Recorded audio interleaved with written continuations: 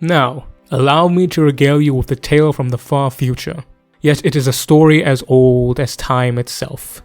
The story of the brave few, facing the evil and the many, expected to die, and yet they win with a great cost. In the 30th millennium of humanity's existence, the 18th Legiones Astartes was the vanguard against the dreaded Entarchs of the Caucasus Wastes. This mission was thought to be an impossible suicide mission, where it was not even worth the cost to plan such an attack, as the Caucasus Entarchy's power was based on scores of relic technologies and terrible weapons in their possession, which dated back to before the Age of Strife, while its military forces ranged from the armored gene-augmented Urkasis troops, which was somewhat analogous to the Emperor's Thunder Warriors, to hyper-drug-fueled mentally enslaved covens of unsavable gene psychers. In addition to this, the Entarchy strongholds were concealed within kilometers deep beneath the hollowed-out mountains of the wastes, and shielded from attack from above by near-impregnable webs of power-fielded shields. An attempt by Imperial forces to take the Entarchy's mountain strongholds by storm early in the Unification Wars had met with bloody defeat, with the loss of almost 10,000 Thunder Warriors and more than 1 million other casualties. Thus, the Caucasus Wastes were contained and isolated thereafter, slated for destruction at a later date. And when that day came, the Master of Mankind decreed that the Drakes of the 18th would be tasked with breaking the back of this foe. Thus, the Emperor arranged a massive host, composing of 6 proto-legions, and near every supporting force that he had under his banner, ready to assault the wastes. The only thing that halted them was the power web shields, for which the 18th Legion was deployed to destroy, transported by massive termite mining carriers, armored and void-sheeted tunneling drills, which the Emperor had gotten from Mars. Thus, the 18th saluted the Emperor and departed. Only 16,000 of the Legion actually made it to the landing zone. The other 4,000 were lost to the natural defenses of the caverns, such as hidden magma lakes and unstable tectonic plates, unable to be detected until it was too late. The 18th's armor was reinforced with heatproofing. This, combined with their natural resistance to fire, allowed them to operate in the hellish landscape, where even the pseudo-Thunder Warriors of the Waste would perish. Yet, they did not find any mortal forces of the Waste. Rather, what they found as the defenders of these sleepless engines that had turned before the start of the Age of Strife were masses of fire-blackened service automata. When the nascent 18th entered the underground cavern at the core of the Earth, they found vast kilometer-high spindle machines turning over cages of seas of molten metal and lava drawn from the planet's core. These sentient machines, who had the job of drawing power from the core of the Earth itself to power the power generators of the shields, spewing forth coronas of blinding lightning, while suspended on silicate bridges resembling the webs of spiders, across which unfathomable and inhuman machines scuttled like spiders at the center of a single mechanical spire of impossible size, which are connected to the various parts of the cavern. All of this was controlled by one singular AI located in the main spire, a remnant from the old interstellar human empire. Now, it is needed to be stressed how advanced and deadly these machines were, for in the old interstellar human empire, such was their technology that they had weaponized time itself, being able to shoot someone with a time gun and kill them with a past iteration of themselves. Such was recounted during the book Death of Integrity, where an old human AI goes into detail and truly shows how humanity has fallen. The Salamanders stood no chance against this. They were hopelessly outnumbered and outmatched.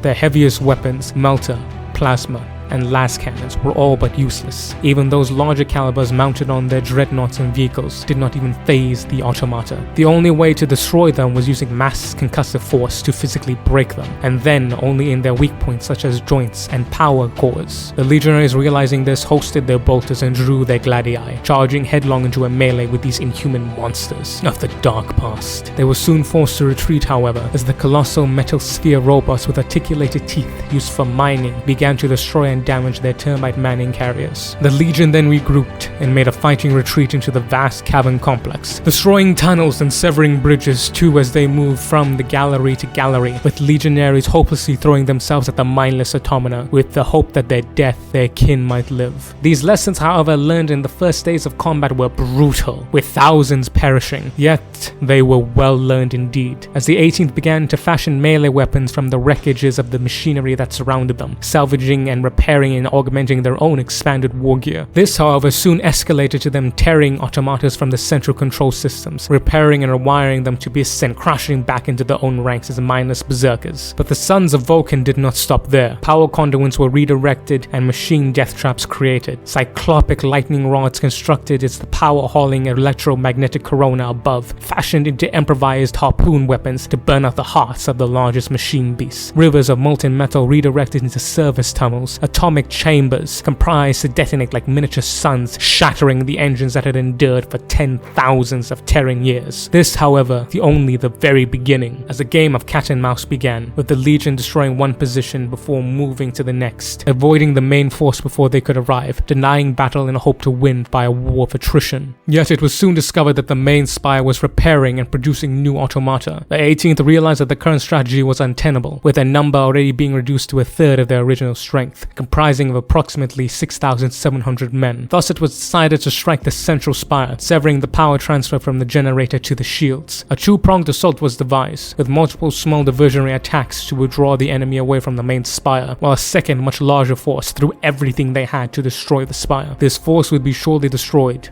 even if they completed their mission. So lots were drawn to decide who was to be assigned to this mission, not because no one wanted to go, rather no one wanted the safer diversionary attacks. Thus the Legion command acquiesced to the rank and file, allowing for lots to be drawn. For when the sunless dawn came, so too did the assault. The legionaries thundered from their holdouts and defensive redoubts, armed with many improvised power fists, thunder hammers, shock cannons, and cutting saws fashioned from the shattered remains of the fallen Tempest automata. They charged into the main spire just as the 18th threw everything they had. So did the machines. Every available automata was sent against the sons of Vulcan, yet they pushed forward. Hundreds, if not thousands of bodies, both Astartes and machine alike, littered the bridge, yet the 18th continually made ground, inch by bloody inch. The heirs of Nocturne march. Implacable they would be. They would die here, and so would the enemies that would threaten their kin, that was humanity. It was then that the vile abomination of intelligence saw the mighty dragon before it, and lo, then did it use its greatest of evils from its most cursed vaults, that a kraken rose from the depths to meet the dragons of Prometheus. A vast articulated beast machine appeared, the greatest of the robotic engines that maintained the Tempest galleries, sheathed in armored scales of synthetic black diamond, molten metal running off it as if it was water, its massive cable-like tendrils able to crush a Reaver Titan with a single blow. The 18th, seeing this, attempted to retreat. Whether any of them survived this, we know not, as the monstrous beast destroyed the bridges on which the 18th fought. Seeing their brother's plight, and the idea that the sacrifice would be in vain, the diversionary attackers, using the chaos caused by the main battle, captured one of the spherical mining robots, removed its speed limiters, and overloaded its power core, launching it past the Kraken and directly into the main spire. For all the great intelligence that the abominable intelligence had, for all of its millennia of toil, for all of its unlimited resources, it was undone, not by some miraculous new invention designed to specifically destroy it, nor some magical weakness built into it by the creators as a failsafe. No, rather, it was the pure stainless metal and cold icy logic that was melted and scoured by the raging flame of humanity, the pure undying flame, the drive of every mortal man since the beginning of time itself, the unremovable urge to protect his kindred, and the unquenchable desire to destroy those that would harm them. As the automata of the Great Spire died, so too did its various automata, falling dead, its great mind severed. The 18th Legion stood victorious, yet like all great heroes of humanity, scarred. Only near 1,000 of the mighty drakes of humanity remained. They regrouped and repaired one of their termite drills before returning to the surface. The eruption and subsequent destruction of the great volcano heralded their arrival. When they emerged, they saw the armies of Unity victorious, the foul wretches of the Caucasus wastes in full rout.